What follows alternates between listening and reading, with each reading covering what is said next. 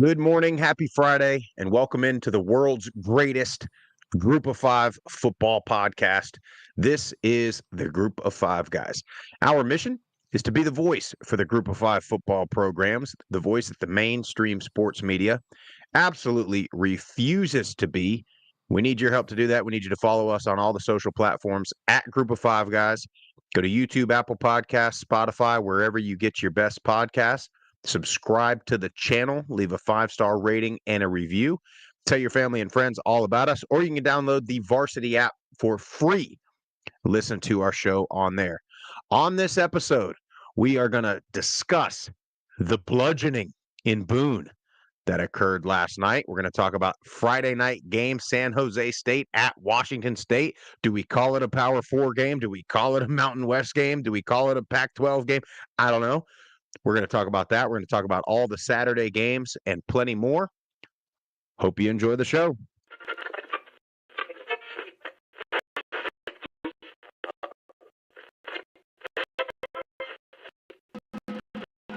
Born in Louisiana, at a tailgate, doubt it. I said Michael Pratt has got to show up and play, and boy did he. 394 yards, 4 touchdowns, 48 rushing yards on the ground, and another touchdown. Projected getting drafted between the first and third round, that's incredible. The wide receivers are absolutely stacked for the Group of Five. Yeah, I really appreciate you do for the Group of Five programs, and I think it's great. I think we should get more of this, but you guys are on the forefront of this. And I'm thankful for this. I'm glad that you're talking about the Group of Five because I think they get overlooked. But it's a ton of fun to watch a guy go to the NFL from a Nevada or a Colorado State or a Middle Tennessee or an App State, and fans follow that kid.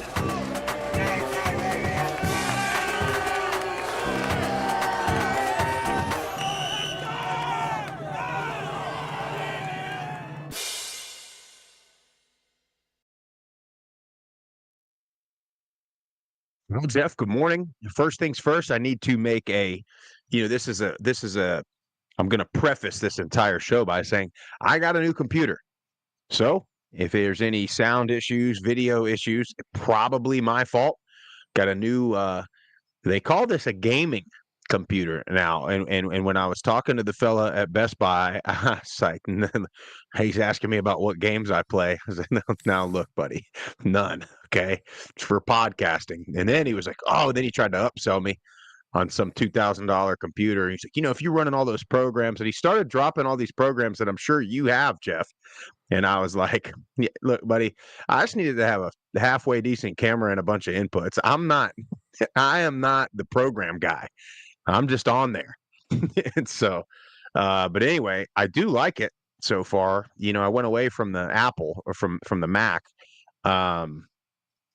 But I tell you, it's taking getting used to. Everything's on the opposite side. Trying to X out of a screen, it's on the top right again versus the little red button on the Mac. So, well, welcome back. I do apologize in advance. Well, welcome back to the PC world. Definitely, probably going to sound a little bit different until we get everything dialed in. But as long as the content's there, Sprouse, because we got a lot to get to, and tried to watch as much of that game last night as I personally could. I was downtown Nashville, Broadway. My brother still got it, Jeff. My brother is in town from California, so had a good time, and was trying to find a bar that had the Group of Five game on last night as opposed to the Jets Patriots game. That was a tough thing to find last night in Nashville. Let me tell you. Yeah, I think there's this. First of all, I don't do because the Thursday night NFL games are on Amazon Prime. Are they correct? I believe so. And see, that's my gripe that I've had with having all these streaming services, because I missed the day when I had NFL Network was the Thursday night NFL game and ESPN was the Thursday night college football game. So it was literally I go from 206 to 212. And I could flip back and forth. But now you got to go to 2 completely different apps on the TV. And unless I'm an idiot, which is very possible, it's not as easy to just change app to app as it was channel to channel. But anyway, Jeff, I'm sure you're tired. and I'm tired as well. And I told you I was running low on my Deca Gray coffee, and I did not have enough to make this morning. So Oh boy. I am currently just doing a Fiji water, high end.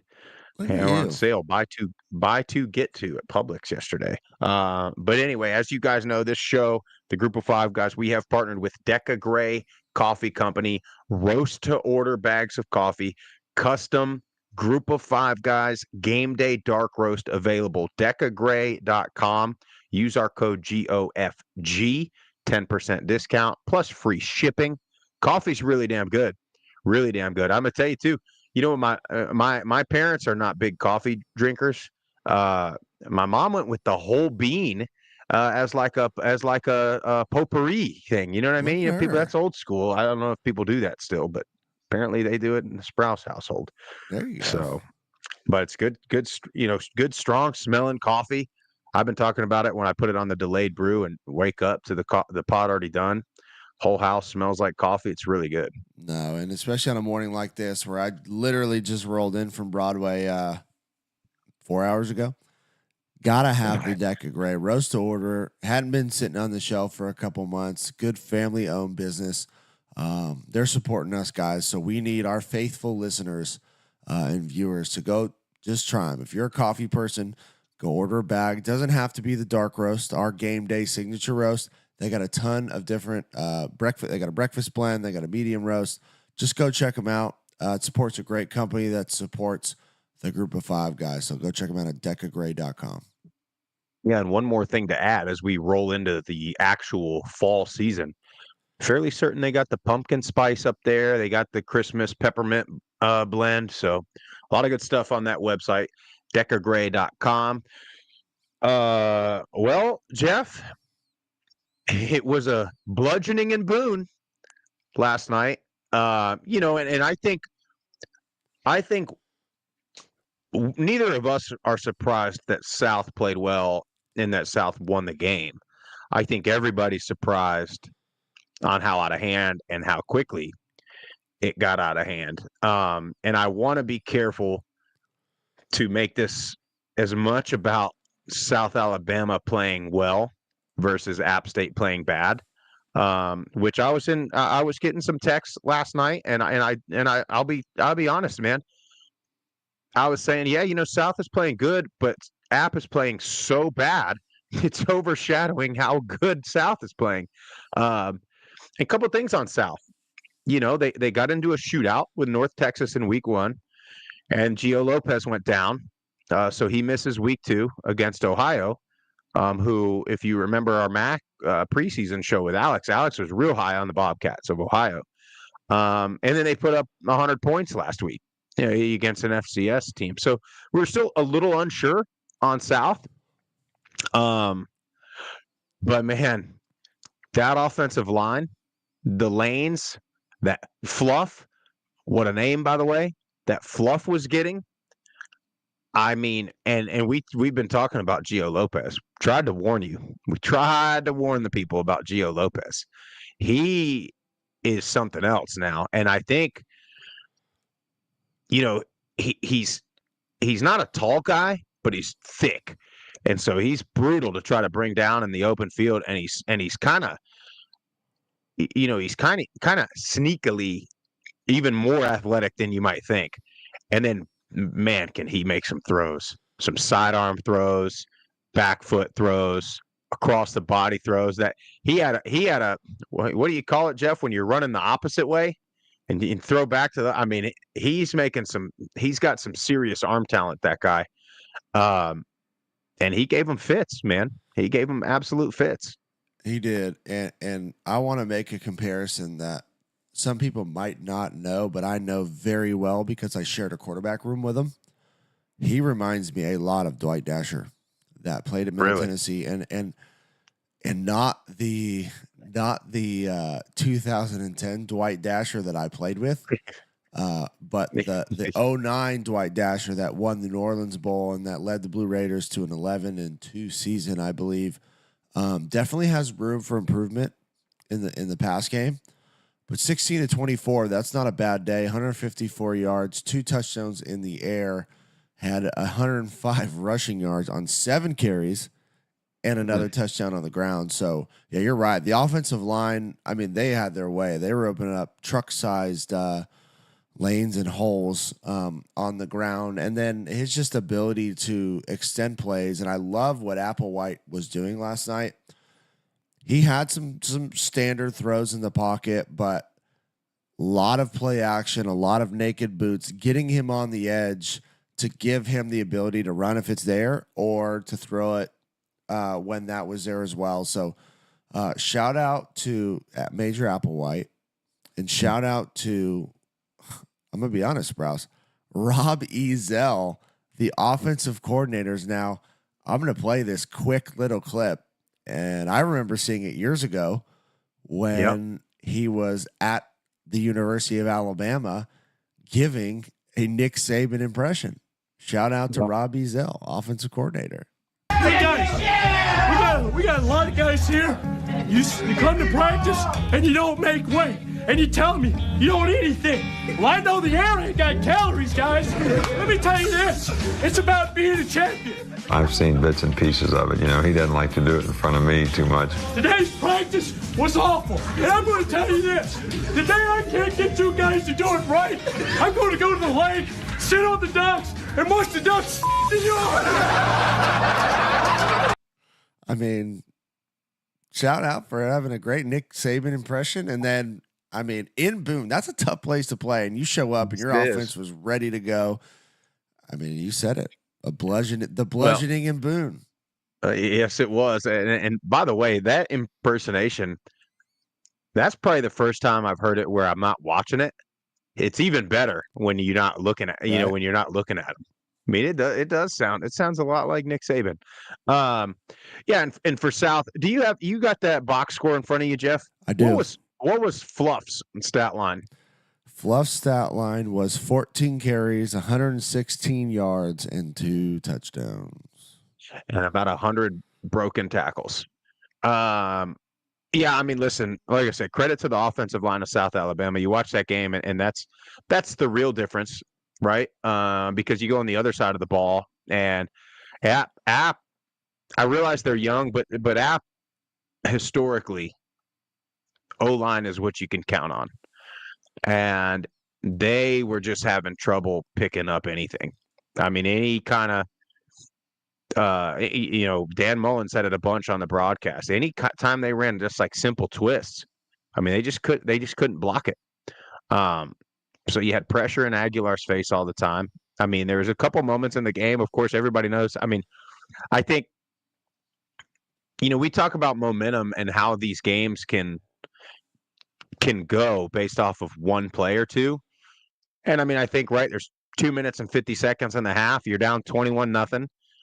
You have a really good drive. You're about to make it 21-7 and get the ball at the half. And you're probably going to switch, flip momentum quite a bit. You got a chance to go 21-14, essentially.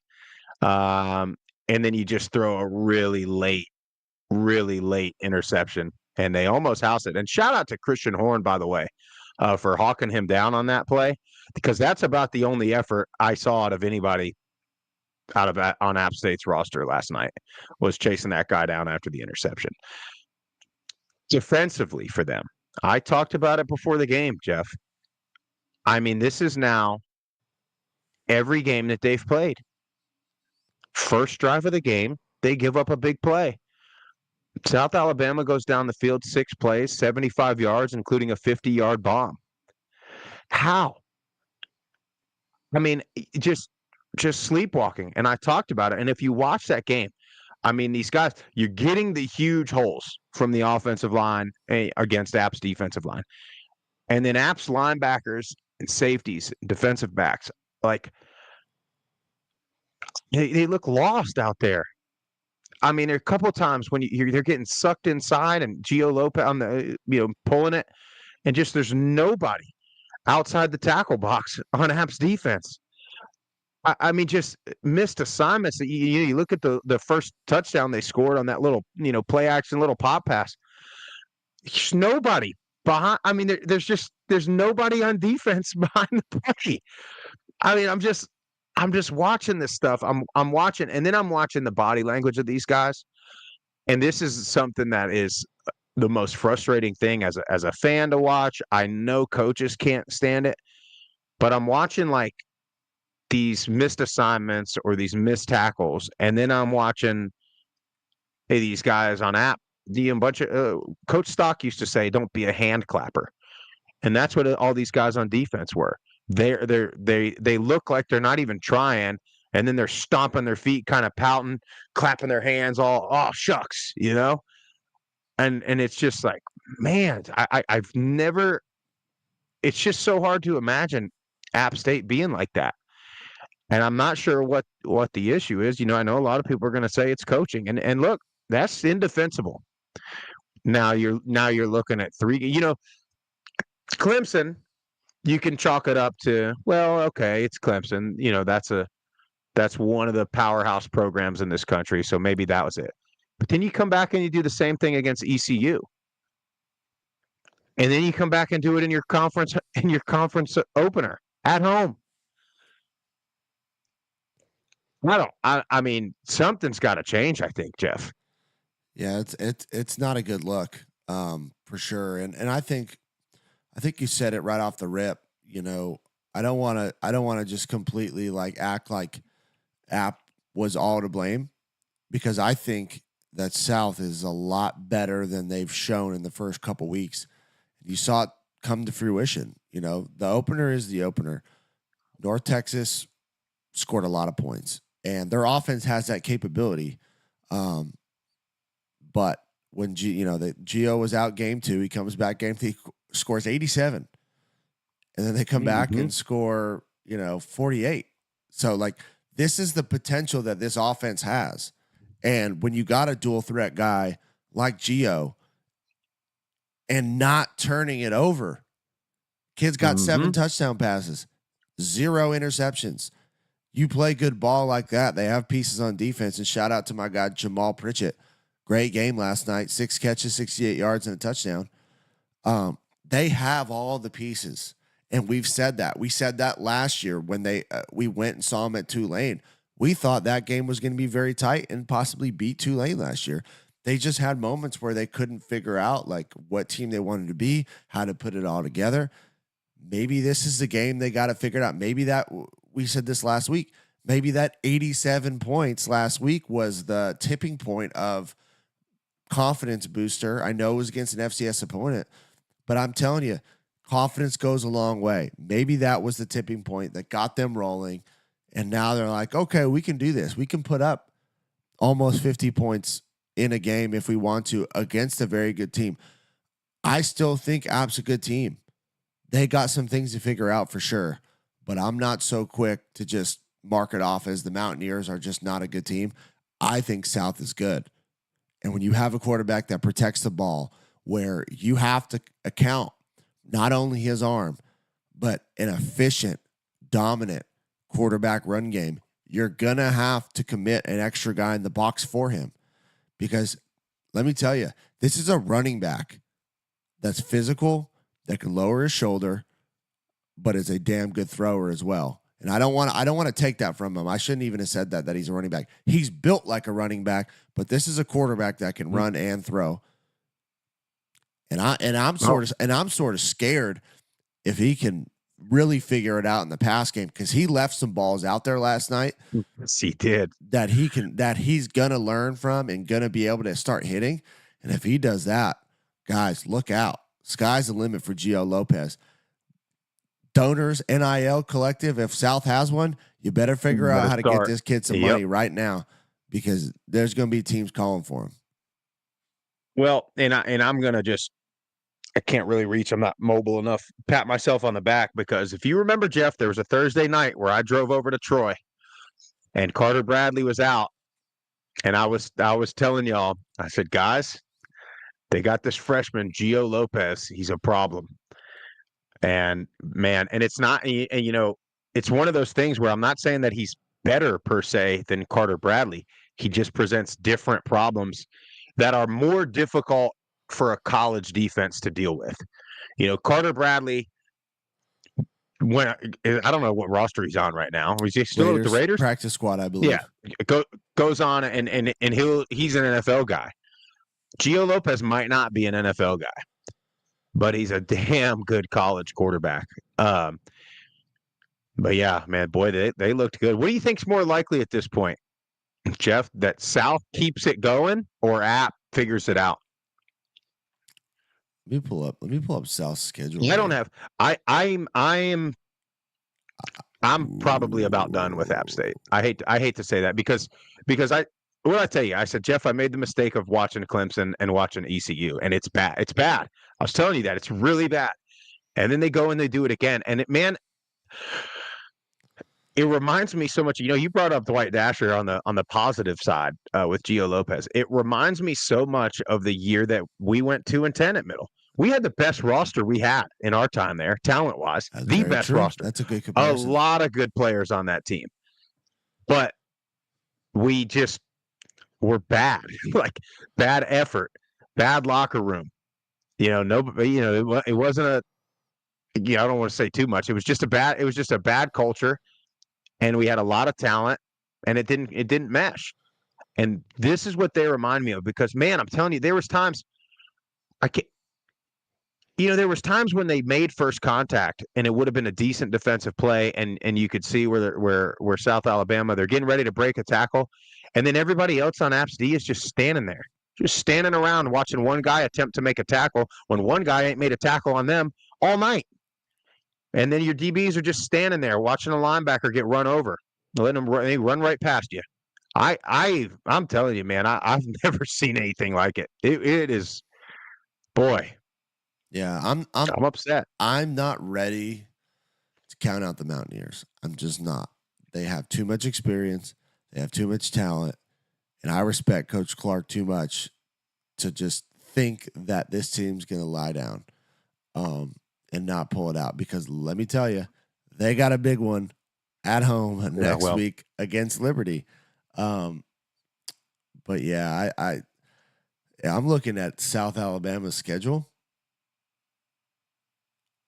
They're going to give the Bayou Bengals a little bit of trouble next week. There would be nothing better than, and if you don't think South is going to be ready for that game and want to give their all for that game, that's going to be a great matchup. Well, and Lopez is the kind of guy that'll give. And LSU defensively has not been good this year. With Brian Kelly at the helm, there's no telling. This could be a matchup that just gives them fits. And if they lose to South Alabama, damn it, I'm already excited for next week. Well, yeah, I've seen in the chat, be careful not to write App off. They kind of did this last year, but man, I don't think it was this bad last year. Last year, they lost a bunch of close games, at the end of the game. This is effort. I don't know. What do they say? You can't teach that. Can't coach effort. No, you cannot. So I don't know who you blame, but they got something to figure out. Well, we got to get to some more stuff. Tonight, Friday night, late night, 10:30 p.m. Eastern on the CW. Now, are we going to consider this if San Jose State gets this win? Is this a are we going to call this a Power 4 win? I don't know. I don't know what the. I don't think you can. Yeah, I mean they're not in a Power 4 conference anymore, and they haven't been. They basically are playing a Mountain West slate.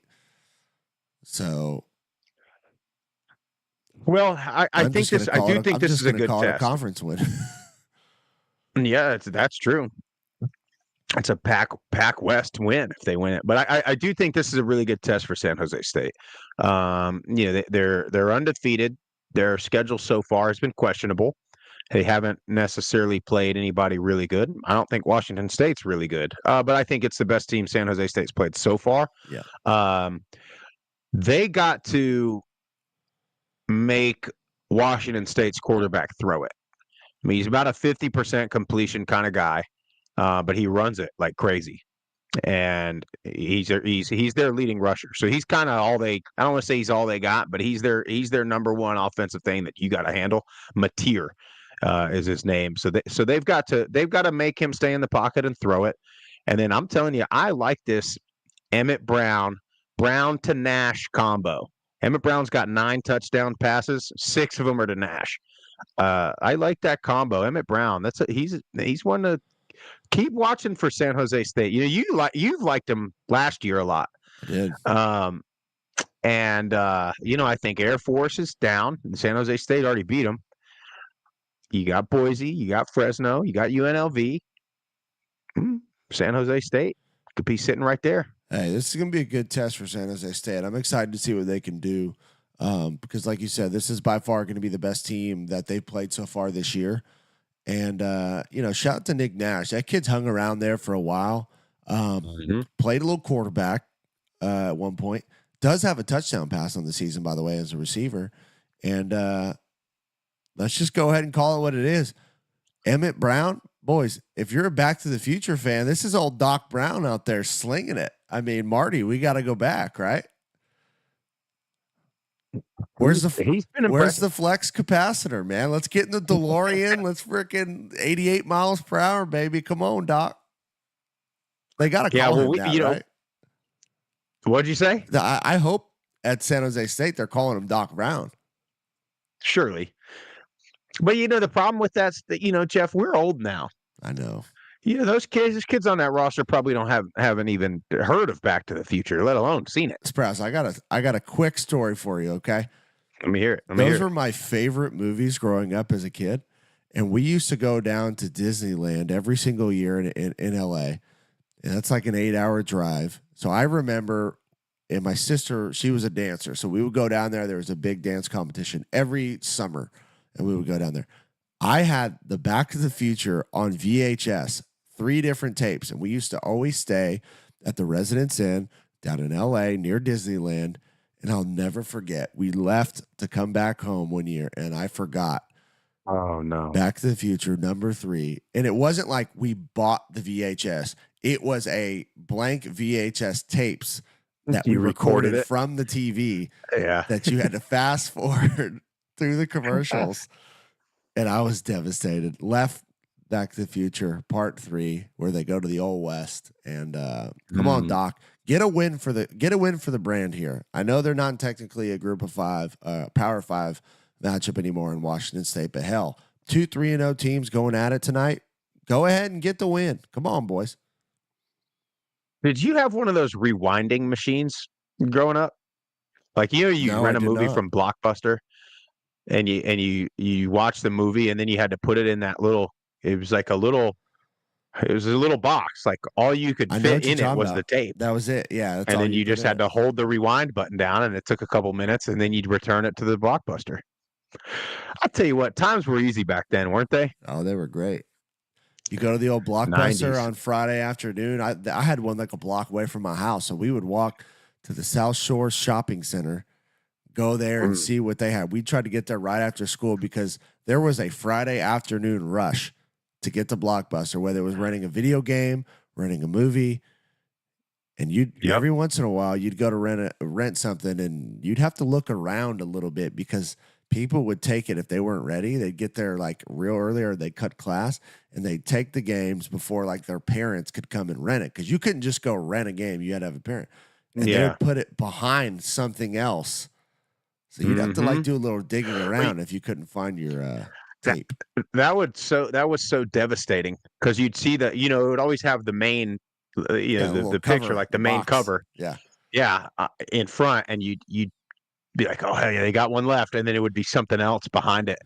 You'd be pissed. And you'd try to rent a video game, you'd try to beat the whole game in a weekend. Oh yeah. Before you had to return it. I'll tell you, what was your favorite? Did you get some candy too? Because we'd always go, we'd get a movie and some candy, and then there was a little frozen yogurt place called TCBY. It was right next door to the Blockbuster. So that was kind of our routine there. See, I was only for movies. I don't like them still really, but snow caps. Remember those? I do. It's basically a chocolate. It's like a chocolate chip with the little white sugar, whatever on there. Yeah. No, I remember those. I'll tell you. I'll give you one. Remember the old Charleston chews?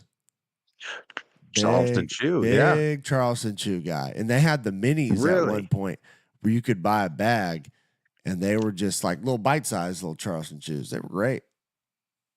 Yeah, that's a good one. Hey, anyway, we got to talk ball a little bit more here. Let's do it. We got a bunch more opportunities. Group of 5 v Power 4. I think a lot of them are going to be tough. Marshall goes to Ohio State. Of course, you heard Coach Huff on our show Wednesday talking about the Tudors Biscuit NIL deal. Listen, I think after watching App State these last couple weeks, haven't had a real good chance to watch Marshall a ton, but I was kind of high on Marshall preseason, and they're quietly just sitting there in the East. Yes, they are. Them and Georgia Southern now, and James Madison too. The East is one of these ones now where you're like, okay, you thought the outside world thought App State was going to be the one, and now you're looking at James Madison undefeated. You're looking at Marshall, which is pretty good. Looking at Georgia Southern now, that game against Boise looks better and better by the minute, considering what they're doing so far.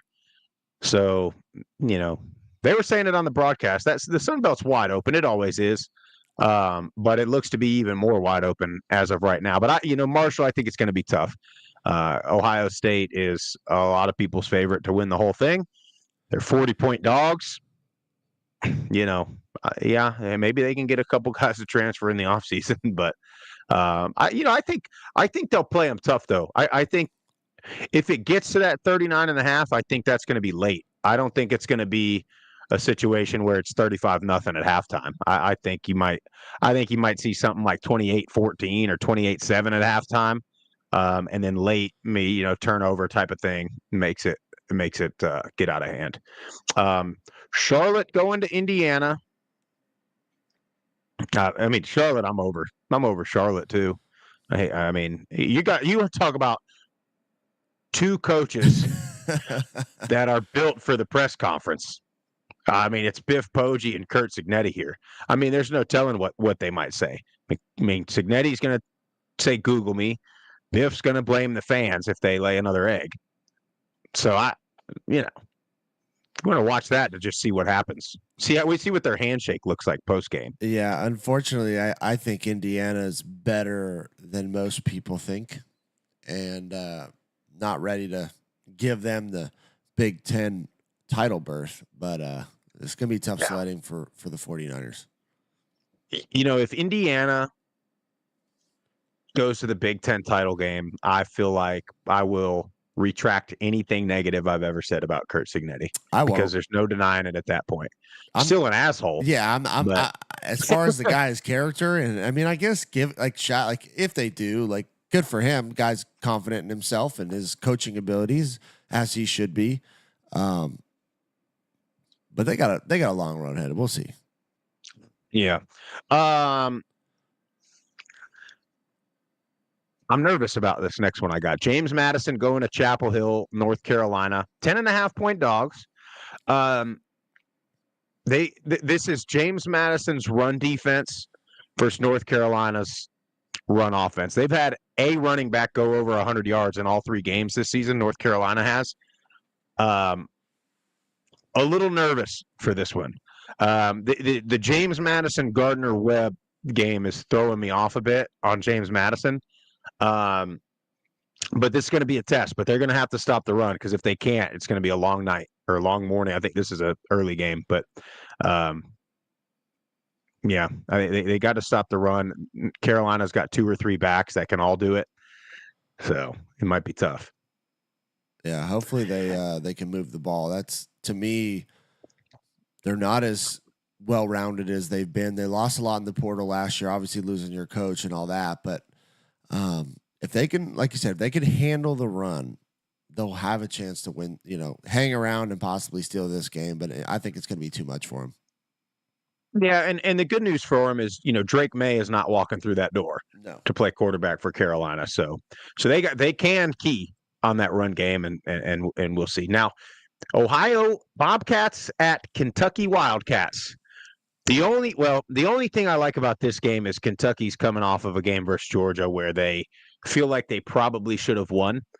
So there is the ingredients for a Kentucky, letdown kind of game. Also not entirely sure how good they are. It's one of those ones where they might not be that good, but they just put every single thing they had into that Georgia week, and they came up short. So now you look, can they bounce back from that? Ohio, again, Alex is real high on them. Mac has been arguably the best conference in the group of 5 this year so far. I mean, at least at the top. Ohio, I think, is just in that second tier of MAC teams. I think it'll be tough still. But I agree. I think Parker Navarro has turned it over too many times for me. 2 touchdowns to 4 interceptions on the year. That's not a recipe for winning ball, but they're 2-1 so far. I just think physically up front, they're not as big. So I think they're going to get pushed around a little bit in the trenches. Yeah, I agree. Arkansas State going to Iowa State. Man, it's still early, but it's like another season where I keep thinking Arkansas State is going to really, really, put their foot on the gas and be a contender in the Sun Belt. Iowa State, I think it's going to be tough going out there. I'll tell you what I do like, though, Jeff Murphy. Tell me. The Chanticleers of Coastal Carolina. Steeple, if you're on here, if you're listening to this, you were right. Again, Coastal has Coastal now become a program? Have they become? Are they on the stage as I hate to keep bringing up App State, but are they on the stage of James Madison? Of these places, Troy, like, don't matter who's the coach, don't matter who's the quarterback, don't matter who's on that team. They are a good program, and they're going to continue to rebuild. Now, they're 3.5-point home dogs. Jeff, you love a home dog. Love a home dog. I know you do. Which is shocking to me because ESPN has them favorites. Predicted to win. Yeah, see, I don't understand that on ESPN when you have the odds and then you have that little pie or that little circle graph. What is the percentage to win? Like what's that? 57.5% to 42.5%. Coastal. Yeah, but where are they getting that from? Hell if I know. Did simulations or something? Hell if I know. It's probably Mina Kimes doing this damn pie chart. Kimes is dimes. Either that or L. Duncan and Stephen A. Smith arguing about who's had a harder life while Tua's in the hospital. Anyway, I like Coastal here. I think defensively, I think they can put a lot of pressure on the quarterback. That defense flies around, and Virginia's quarterback has thrown some interceptions now. So I think if Coastal can get 1 or 2 of those, I think they put themselves in a really good spot to win that game. Kent State at Penn State, hey, Kent State, shout out to them for playing Tennessee and then Penn State back-to-back weeks. Brutal schedule. Bowling Green went up to Penn State and gave them everything they could handle. Kent State is not Bowling Green, so could be ugly. Can I just say something real quick about that schedule draw they have? I need everybody out there to understand when your team is set up on a schedule like that, that is a choice to a certain degree. That's one of the associate athletic directors. Sometimes it's the head guy who makes the scheduling. That is a piece to this puzzle that I don't think gets talked about enough. And when you got a guy in there that that's not a ball knower and that schedules these things this way, like, you're not setting your team up for success. You're setting your team up to get physically abused, beat up front. There's something to scheduling. And when I'm good with scheduling a Power 4 program, a blue blood, so to speak. But when you play Tennessee and Penn State back to back, I'm sorry, that's bullshit. Do a better job of scheduling and give your damn team a chance up front to start the season, to possibly build some momentum. I know you got to pimp out your players to make money for your athletic program, but damn it, figure out a better way to do it than that. That's bullshit. I love that. You're right. You're exactly right. And again, like, I realize, the schedules sometimes are made a couple years in advance, but it's like, and At Middle, we see it. There's a big difference. Okay, here's the difference. There's a big difference between UNLV playing Houston, Syracuse, and Kansas. All teams number one, that they can beat. Number two, that are not going to out-physical them, that are not going to just be, as we say, different. But when we look at Middle, it was like, was it 5 years in a row? They go to Michigan, they go to Georgia, they go to Bama. They're not going to Mississippi State and Vanderbilt for their big non-conference SEC matchups. They're going to all the best ones. And then you're wondering why they start the season 1-3 and they got so many injuries. And then they can't catch up. And then when you're getting beat 60-0 by a Tennessee and a Penn State, and then you're wondering why nobody shows up when you have a home game because your team's 0-3 and they're losing by 70 points. Now, I'm not saying Kent State would fare much better against a whole lot of anybody, but some of these schools would, and if you, I go back to, I know it was our 2-10 season, but we went up to Purdue, for example. Purdue, it's not Ohio State. It ain't Michigan. That ain't Penn State. And we lost to Purdue by a blocked field goal. Okay. But that game, instead of us getting smacked around by Ohio State and all our fans being like, oh yeah, we're bad, our fans are like, oh damn, we got a pretty good team. So the next week we host Georgia Tech, and they had the biggest crowd in Johnny Red Floyd history because they were excited about the team that they thought. Now Georgia Tech, like I said, we went 2-10. Okay, so that. But you gave yourself a chance. That's right. That's the key. And I think the other important piece is that you're not beat the hell up. Like, yep. Duke's rolling into middle. Play. Duke's rolling into middle this Saturday. We'll be there. We have 11 starters injured. And what can you really do? Like, what are you going to do at that point? Guys, 11 starters, and that's between offense and defense, that aren't going to play because we're banged up.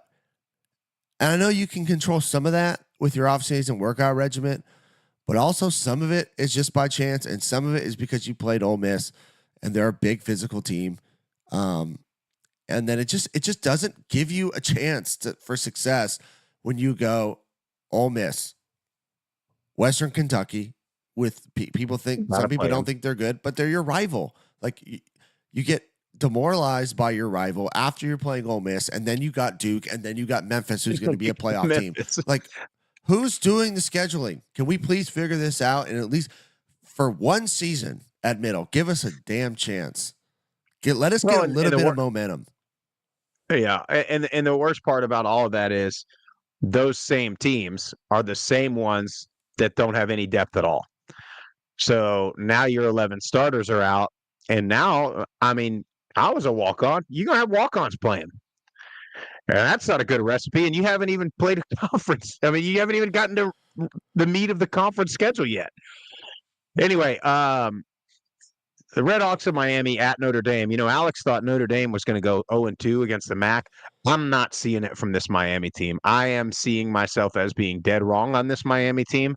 I thought they were a potential playoff contender. I thought they were by far the best team in the MAC, and I don't think they are. They just don't do anything offensively. They haven't done a single thing well, really, on offense. I thought Gabbert was going to put up big numbers. They haven't been able to run the ball. They haven't really been able to protect they just haven't done anything offensively. Their defense has been good.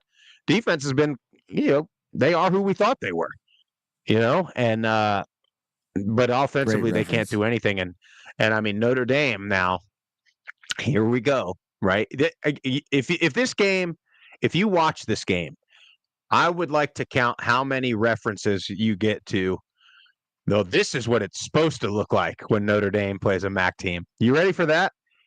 Because I was hearing that when Toledo was beating Mississippi State, they kept showing the Tennessee-Kent State highlights. This is how it normally looks. It ain't. That's how it normally looks when a top 5 team plays a bottom 5 team, MAC, SEC, or whoever the hell it is. Let's get out of here with that crap. Yeah. So anyway, also, can I go back to our game from last night? The different level of sport people were quiet. They were real loud after Clemson beat App State because they just assumed, because App State has a big brand, that they were one of the favorites to be the Group of 5 playoff rep, and Clemson beat their ass. And like pretty, what did our guy Pate say? Pretty telling that Clemson got beat by 30 by Georgia, and now they're beating App State by 30. Well, now South Alabama beat them by 30. Maybe they're bad. Maybe Georgia is really, really, really, really good, and everybody else is just kind of okay or kind of good, and App State's down. Maybe that's the case. But we would never want to admit anything like that. You talked about Duke going to middle. Hey, it's homecoming. We'll be there. It's homecoming. We got to go. Do our part. Also homecoming for a couple of Duke staff. Manny Diaz, of course, the D coordinator on that good team, that really good New Orleans Bowl team. Justin Watts was there for a really long time. Then Justin Watts was at App State for a really long time. And then Willie Simmons, who I think, Watts was always our receiver coach. Willie Simmons was our running back coach, and he was OC for like a year. OC for a year. I think. Then he longtime head coach at FAMU, did a really good job at FAMU. I mean, I'll be one to say I thought he was a candidate for a head coaching job, in this last round, and he probably will be if Duke has sort of a successful season. But a little Middle Tennessee homecoming for those guys. Hope we get a chance to see which them I don't pregame. Yeah, hopefully we can see him pregame. And I know especially Justin Watts was there for a really long time. We go back to talking about how, the fans think, well, Stock can't get good assistant coaches. It's like, well, here's a few of them, but what we couldn't do is pay them. Or, you look at a guy like Watts that goes to App State after middle and stayed at App State for a long time too. A lot of it is, look, they're in there and they see how it's supposed to look, and they just don't want to be in that environment. So I'm a little nervous about this game. I think, look, they have Nick Vadiato hasn't been protected since he's been in Murfreesboro. I mean, Give the kid a chance, man. I almost said something inappropriate, but I'm not going to say it. Well, I'll say something. At this point, you have no resemblance of a running game. Go 5 wide and just throw the piss out of the ball and let it go where it goes, because it seems like Vadiato and Amari Kelly are the only two resemblance on offense, and Holden Willis. I'm not going to slide my guy Holden Willis.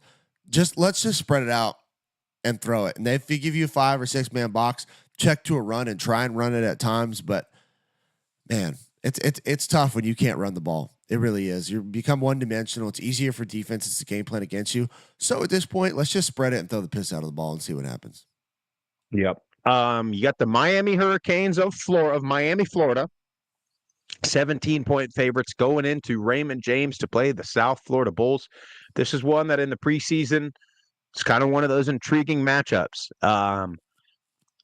Miami seems like they might actually be kind of good this year. Still not sure. I mean, they played what appears to be a really bad Florida team, and they played Ball State last week. USF's pass defense is going to be tested in this game because this Cam Ward kid can play, and they're going to throw it all over the place. They're giving up 238 per game right now. I think South Florida is in the same. They're in the same spot as Tulane in a way that I don't want to do moral victories. I know Alex Golish had some really good quotes. I think he was on Jim Rome talking about how he'll never justify a loss by saying, well, we played Alabama tough or we played Miami tough. But I do think you can find some of that if they lose this game close. I mean, can you have a better 2 losses than a close one in Tuscaloosa at Bama and potentially a close one at home against Miami? And then you look at Tulane, close one at home against Kansas State, close one on the road against Oklahoma. Honestly, if you're South Florida, those would probably be better losses than Tulane. Now, fortunately, they're in the same conference, so they'll have to figure out. Yeah, and then you got Memphis, and then you got Memphis just sitting there winning everything. But I don't know. I think South Florida can keep it close. I don't know. I'm not real sure. I'm not real sure about Miami just yet. preseason, I probably would have told you South Florida could get them. But I think, I don't know. I'm just looking at Miami scoring so many points, no matter who they're playing. It's a little worrisome. Yeah, I mean, I think Byron Brown's got to be special in this game. Two great quarterbacks going at it, in the state of Florida. Yeah. And I'm excited to watch this game. I really hope that the Bulls can keep it close, hang around, and then maybe still win at the end. But we'll see. Cam Ward's a special player. That's for sure. Yeah. Really interested to see what the crowd looks like in this game. If this was Florida or Florida State going to Tampa, I think you would see, honestly, a majority or at least a 50-50 Florida or Florida State crowd. Miami's fan base is not like that. But it's 3-4 hours away. So we'll see. I don't know how many USF students are running around wearing Hurricane gear. I'm sure they're running around wearing Florida State gear. But let me tell you something. You mess around and win this game, you're going to build a new generation of fans in Tampa. Couple other ones. Bowling Green at Texas A&M. We talked about Bowling Green played Penn State real tough. A&M, boy, right back in the rankings. Lose to Notre Dame, win another game, right back in. They're just putting who they want to be in. I think that might be tough for Bowling Green, though. Akron going to South Carolina. I mean, the only positive I can think of for Akron is that South Carolina might be just emotionally crushed after their game last week. Georgia Southern at Ole Miss. Georgia Southern 3-0 against the spread. I heard you on the Water Hose Drinkers show, Jeff. Shout out to them. 3-0 against the spread. I think is it 38.5? Is that what it is? 35.5? Something like that. By the way, I gave them the lock of the week.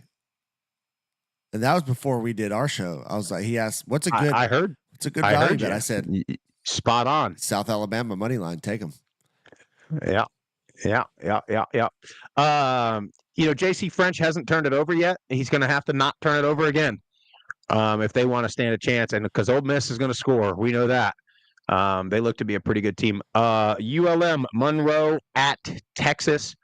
Arch Manning getting the start for Texas. Can I just say, this is a Group of 5 show, but shout out to Arch Manning for not transferring. And probably you want to know probably why. Number one, okay, his family's got money, so he's not hurting for money, and Texas is not hurting for NIL money for the kid. But I think there's a lot to be said about, we've heard the quotes from Tom Brady about developing and staying in a system, learning a system. Right. I think that's what's happening here. I think you got Archie Manning, Peyton Manning, Eli Manning. And then Cooper Manning is the third brother, the businessman brother, are probably telling him good advice. No, dude, stay. You got a great guy. You got a great player in front of you right now you can learn from. You got a renowned offensive coach in Sarkisian. And you got great guys around you. You got a great fan base. You're playing well when you are playing.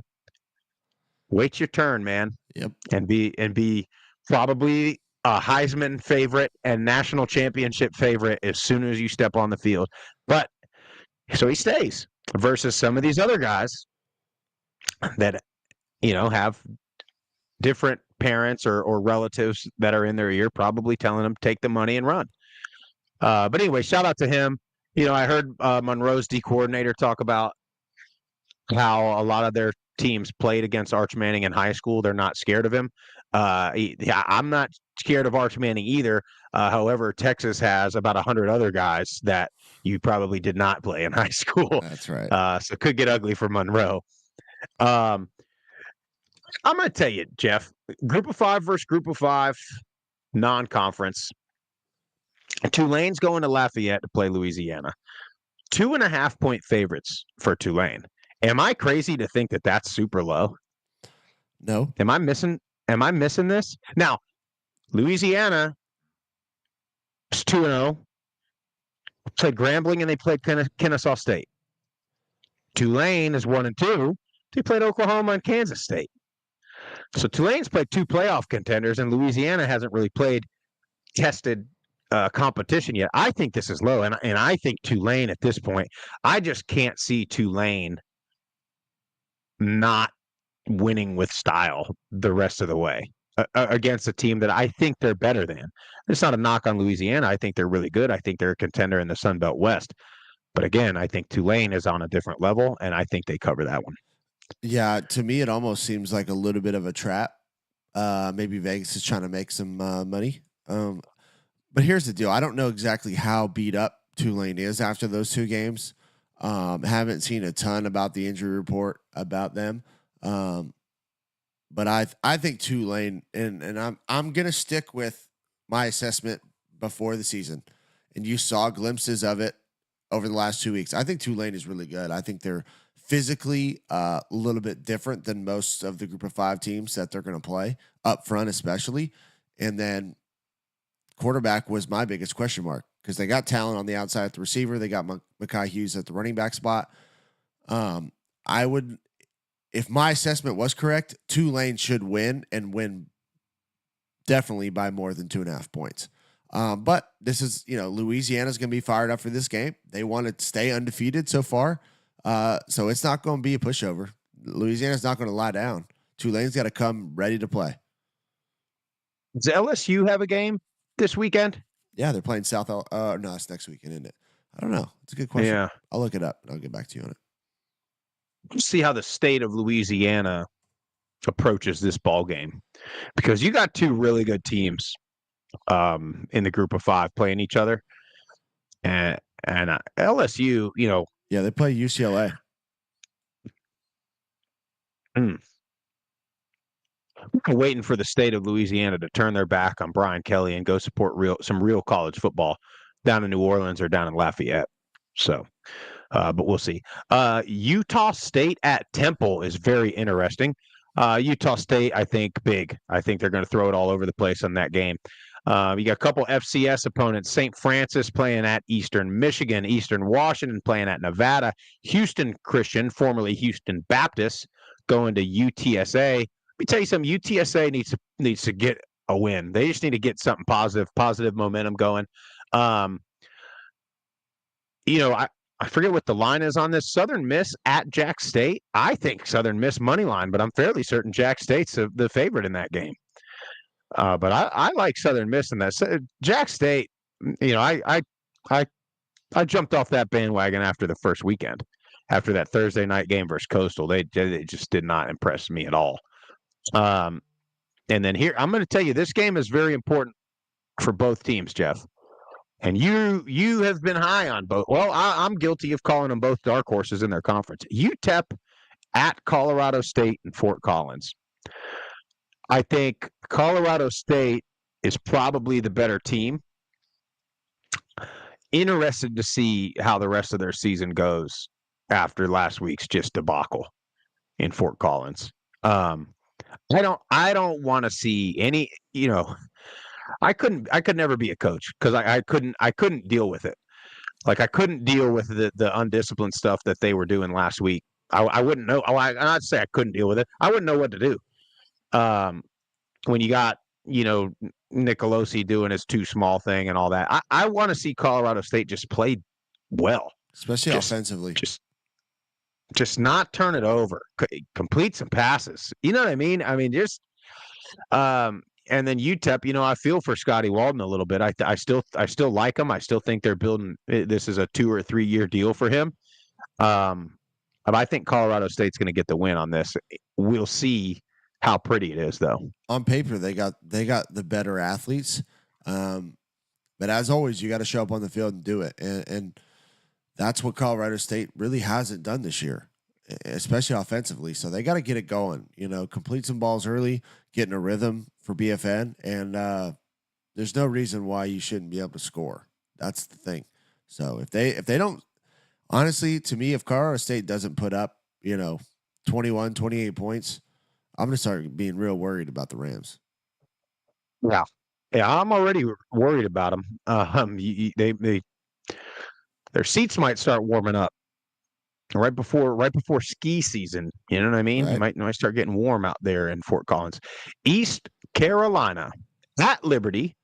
This is one of two non-conference, big games for the Flames. Liberty's a touchdown favorite, 6.5. What I saw last night.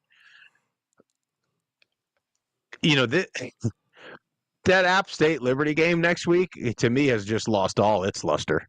I just, especially if Liberty doesn't play well against East Carolina here. Now, East Carolina, Jake Garcia, you got to be careful with the ball, my friend. If you're careful with the ball, you got a chance.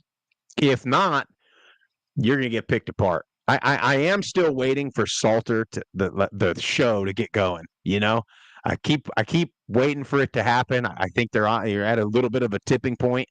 ECU is pretty damn good against the run. So want to see if Liberty can get Cooley. Liberty can run the ball against anybody. Want to see if ECU can stop Cooley, can stop that run game, or if they can get it going. But I think Liberty is going to win, and I think Liberty's going to cover. Yeah, I think it's going to be a test for Liberty. This is going to be the best team they've played so far. You already alluded to it. ECU's defense is really good, and they're good in the back end.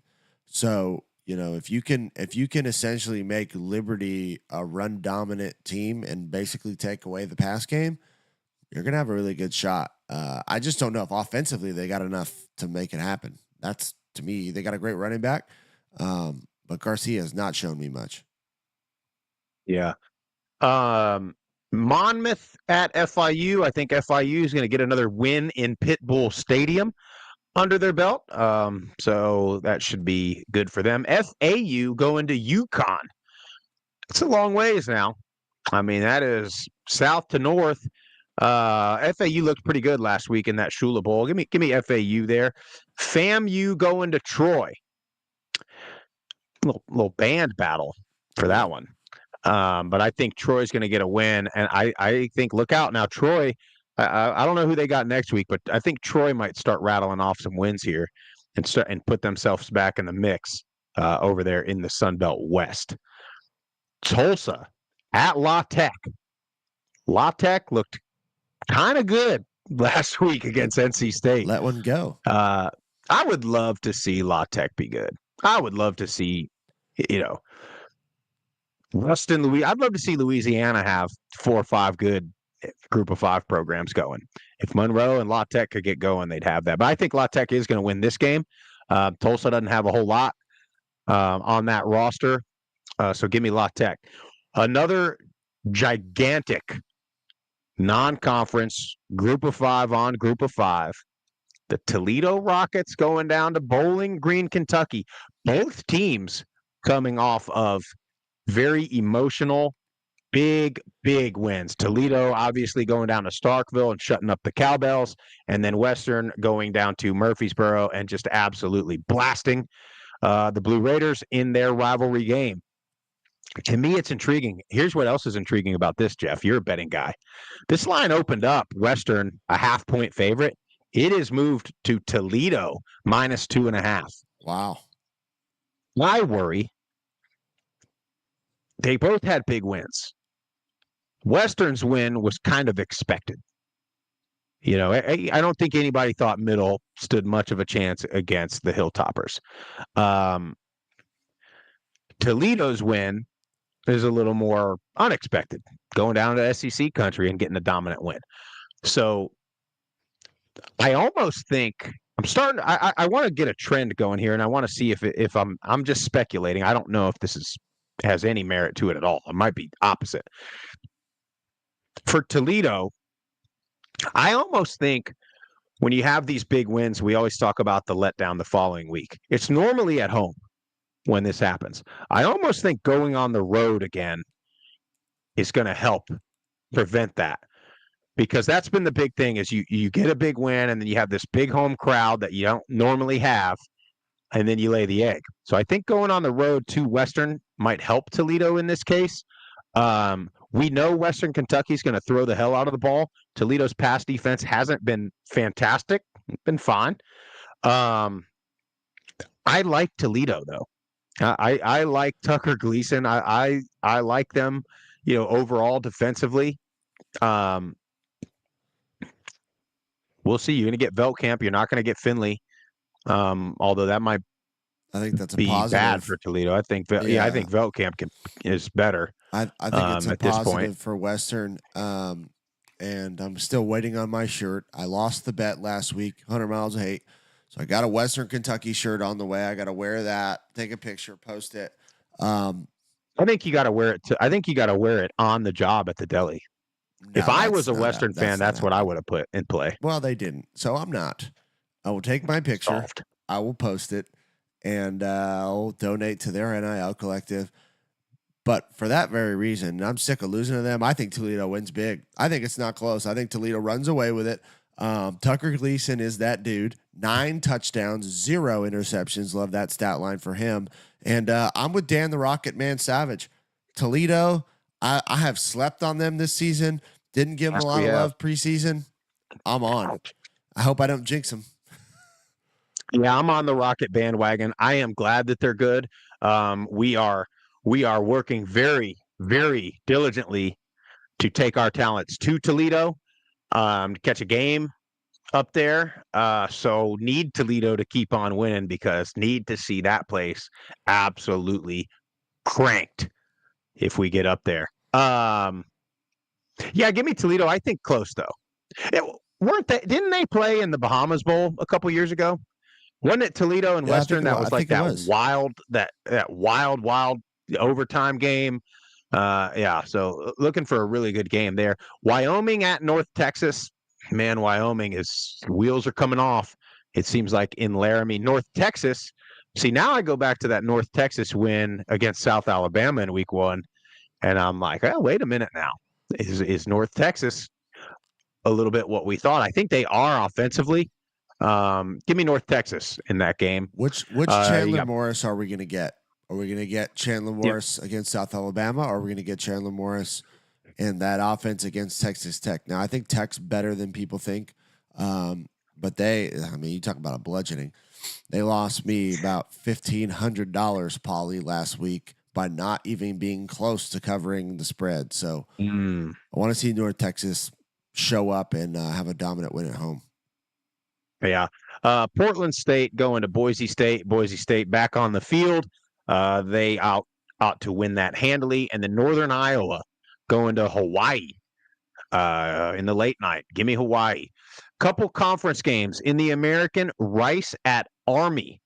Rice, we both thought was kind of a sleeper in this conference. I think we both thought Army was kind of a sleeper in this conference.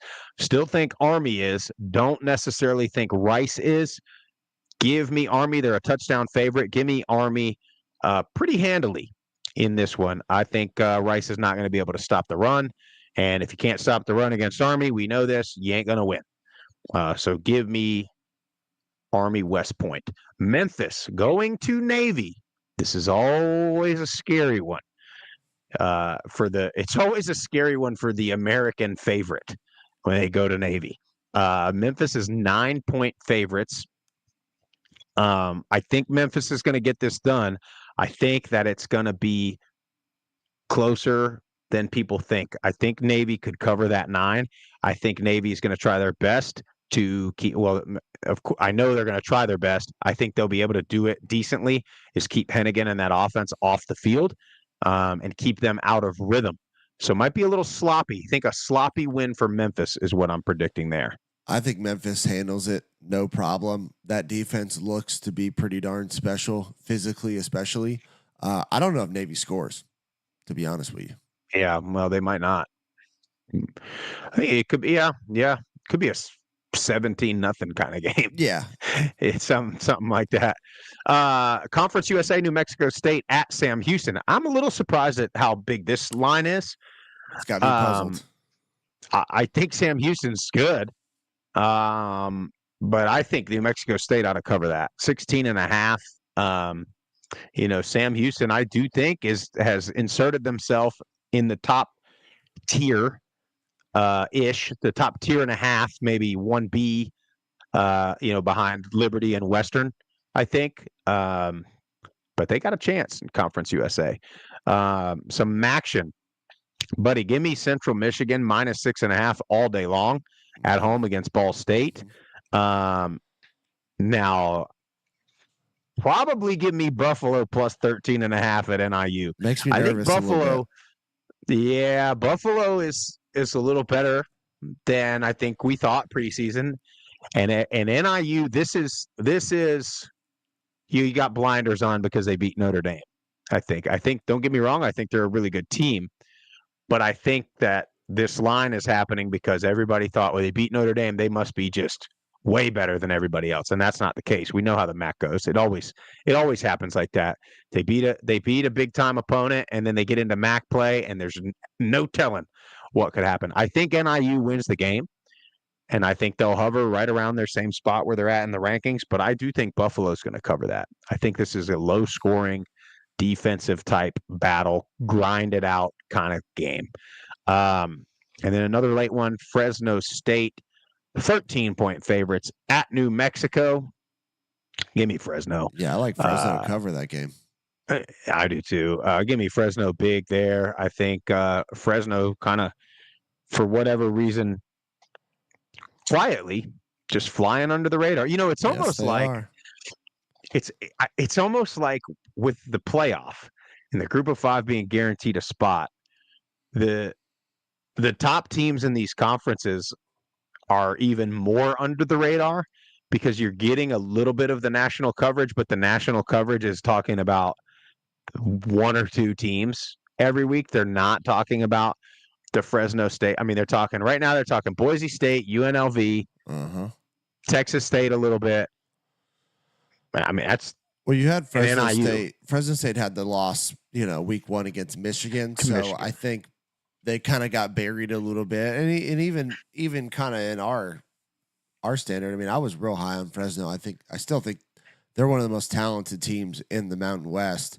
I think they covered 13 easily against New Mexico, even though it's on the road. Maybe that's why it's only 13. I think Fresno State's one of the top teams in the group of 5 still.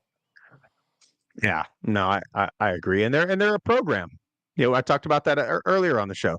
They're one of those ones that, coach, quarterback, they just stay good. They keep good. They recruit well. They have a great fan base, So I don't know. Jeff, how are you going to feel if you give money to Western's NIL and they sign somebody like they shouldn't sign due to some NIL check? Well, here's the deal. I mean, it's not like I'm donating my 401k, but I have a say in the game at that point when I do donate. So they better listen to their donors because there's going to be a player that I want. You remember now. It's going to be a player that I think we should go get, Hilltoppers. And I'm pulling my donation. Oh, man. See, I think I want to hit this just real quick. I know we got 2 voicemails and then we got to go. I got a golf tournament today, by the way. I'm playing a little golf myself. Teeing off here in a few hours. But, we talked about this a lot in the summer. What's going to happen when there's a bunch of NIL money being thrown at somebody and he's not the best, especially at quarterback. That's going to be the most noticeable one. And he doesn't win the job. And there's a couple things to it, and I look at, I'm going to use Florida State as an example with DJU, as they're calling him. He got a ton of NIL money. He's been a disaster. There's one of 2 things. Either, and everybody's calling for, Norvell to try something else. There could be 2 things. One, your coach might be like, guys, I got news for you. It's not better. Yeah, he's the best. Way, it's potentially way worse, which is most likely. Which is why they go get a guy like that.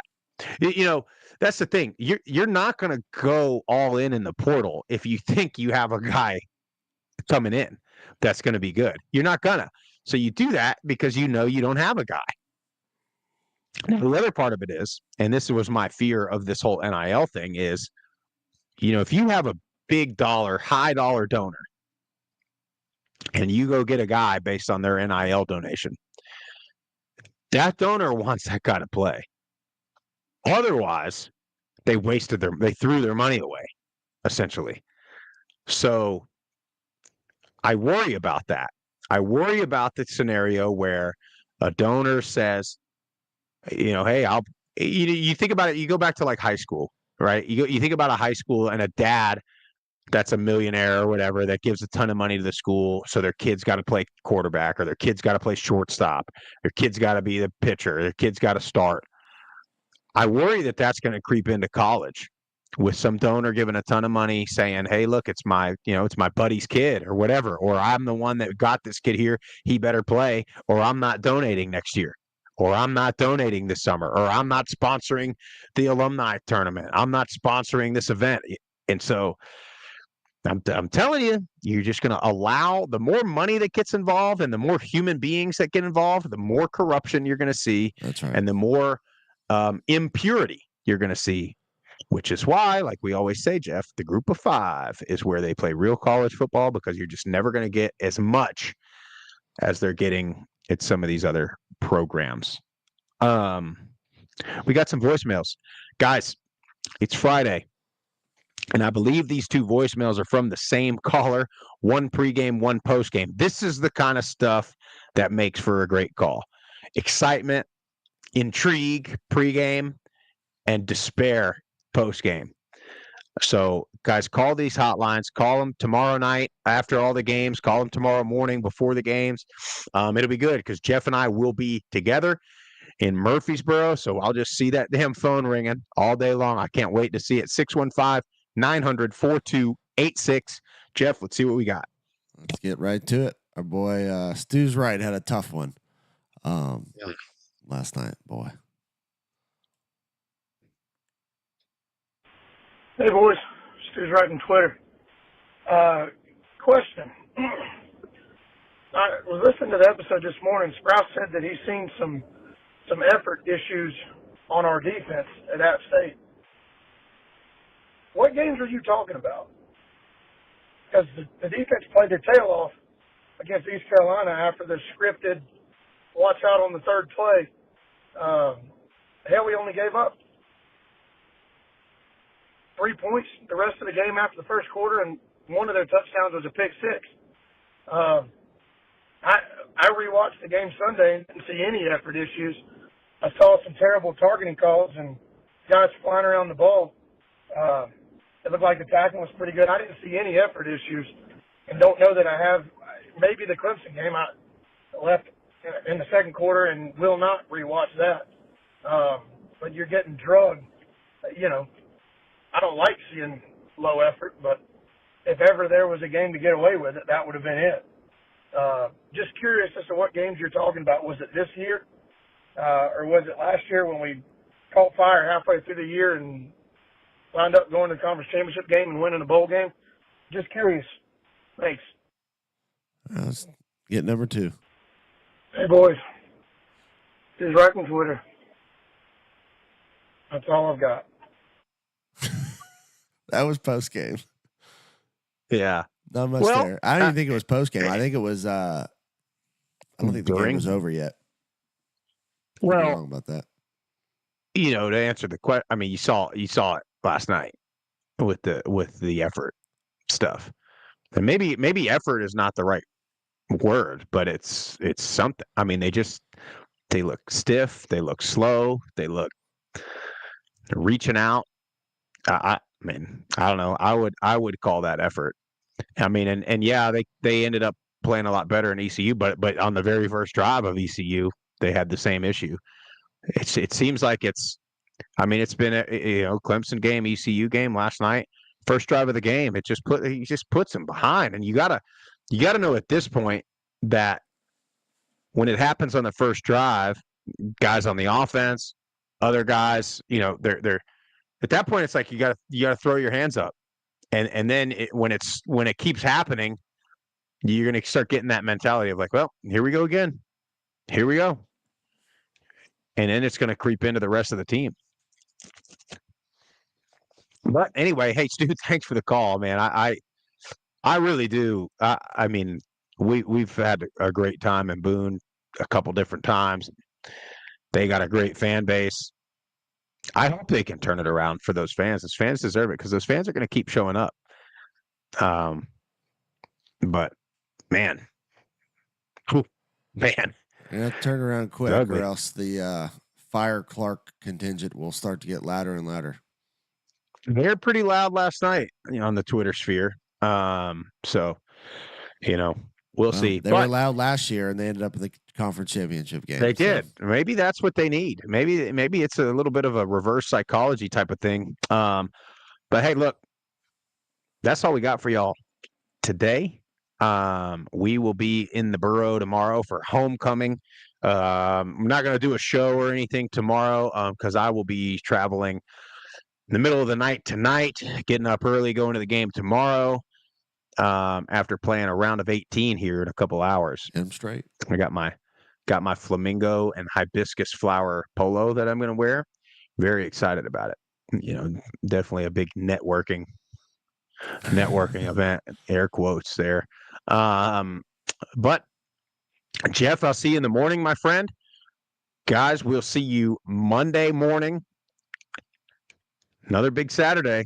A lot of opportunity for the group of five. Can we keep this thing going? Been one of the better starts of the season, as far as getting these group of five versus Power Four wins, and even some of the close losses. I think we have put the world on notice. Make sure you follow us on all the social platforms at Group of Five Guys. Go to YouTube, Apple Podcasts, Spotify, wherever you get your best podcasts, or download the Varsity app for free. You can listen to our show on there. Make sure you leave a 5-star rating, leave a review, hit the like button, hit the share button. Tell your family and friends all about us. Thanks, everybody, for jumping on the YouTube chat. And a pretty good contingent in there once again. Have a great weekend.